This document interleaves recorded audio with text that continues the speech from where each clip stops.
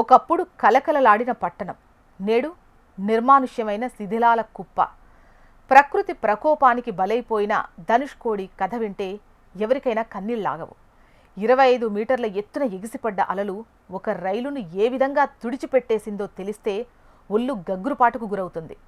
ప్రకృతి కన్నెర్ర చేస్తే ఎంతటి వినాశనం జరుగుతుందో చెప్పడానికి ఇదొక నిదర్శనం. 59 ఏళ్ల క్రితం సరిగ్గా డిసెంబర్ 22న సంభవించిన పెను తుఫాన్ ఒక నిండు పట్టణాన్ని శ్మశానంగా చేసింది. ఆ రాత్రి జరిగిన ఘోర రైలు ప్రమాదం ఇప్పటికీ భారతీయుల మదిలో చెదరని గాయంగా మిగిలింది. నిమిషాల్లోనే అంతం. 1964 డిసెంబర్ 22వ తేదీ రాత్రి 11:55 పాంబర్ నుంచి ధనుష్కోడికి ప్యాసింజర్ రైలు బయలుదేరింది. అందులో 110 మందికి పైగా ప్రయాణికులున్నారు. మరికొద్దిసేపట్లో రైలు ధనుష్కోడి చేరుకుంటుంది అనగా 240 కిలోమీటర్ల వేగంతో వీచిన గాలులు, 25 అడుగుల ఎత్తున ఎగిసిపడ్డ అలలు రైలును చుట్టుముట్టాయి.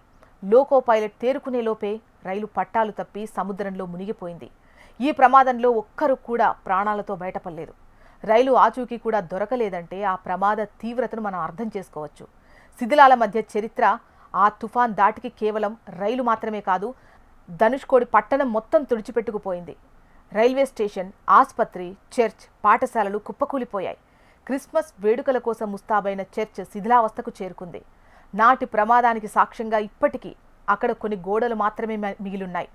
వాతావరణ శాఖ ముందుగానే హెచ్చరించిన అధికారులు రైలును అనుమతించడం పెద్ద తప్పిదం.